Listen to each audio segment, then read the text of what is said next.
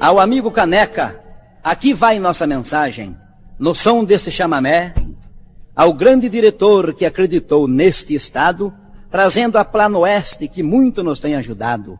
A você, Dom Caneca, o nosso muito obrigado.